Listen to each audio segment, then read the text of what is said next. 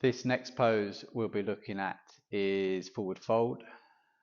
There's a few different ways. I think you could, if you're doing it as a standalone practice for this pose, it's a little bit easier to practice it this way. If you're doing it in a bit of a dynamic flow, it's a little bit harder to introduce it this way because, you know, especially in a full class of people, you're going to go with the flow.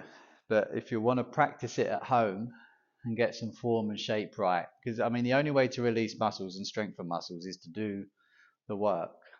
As good as it is turning up to a class once a week, if you put the background work in, if you have your own practice at home, you know, if you do stuff like this, you practice, your physical practice, the asana practice will start to improve over time.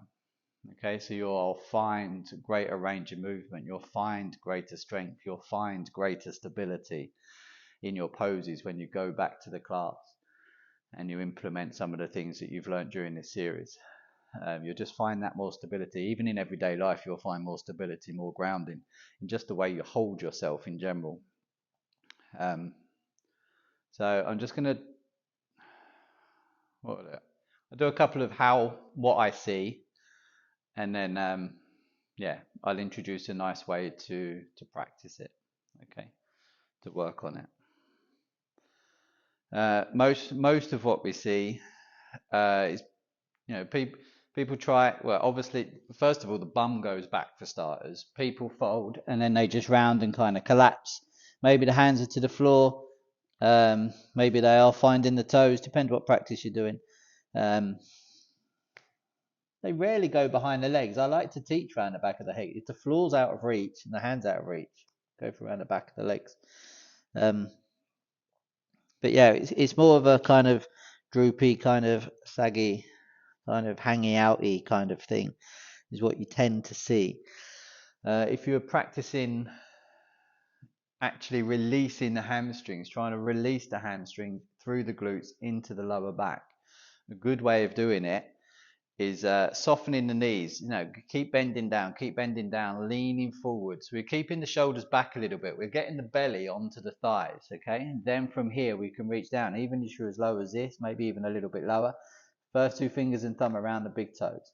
Okay, I'll show you variations in a minute. And then from here, try and retract the shoulder blades. Get the weight forward into the toes. See that movement? Forward into the toes. And then from here, trying to keep the belly contacted to the thighs, just start to straighten the legs. Keep the shoulders retracting, let the neck follow the line of the spine. And go into a point where you feel the stretch in the back of your legs. You know, even if it's here, you've got a nice stretch there, that's where you need to be, pulling the shoulders back, belly on the thighs, and then just keep working. You do this for a few times a day, while the kettle's boiling, while the tea's on. If you want to watch TV upstairs, upside down even, yeah, just keep the belly on the thighs, slowly start to lengthen the legs, keeping the belly on the thighs, let the neck follow the line of the spine. If there's space in the shoulders and you're pulling the shoulders back, arms straight, and then over time you might be able to introduce that bending of the elbows.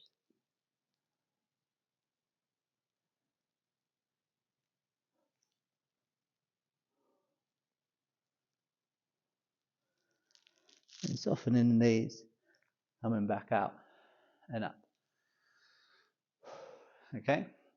So again, it's progression. Yoga is nothing more than a practice. Bending the knees, get that space, belly rested onto the thighs, then get that space to start to straighten the legs. Okay, then the spine is staying relatively flat. If you can't reach the toes, take the hands around the back of the calves, around the back of the thighs even. Create space to pull your shoulder blades back, and then start to go into the fold. Over time, hands can walk down the back of the leg. Okay, zip the core, shortening those hip flexors.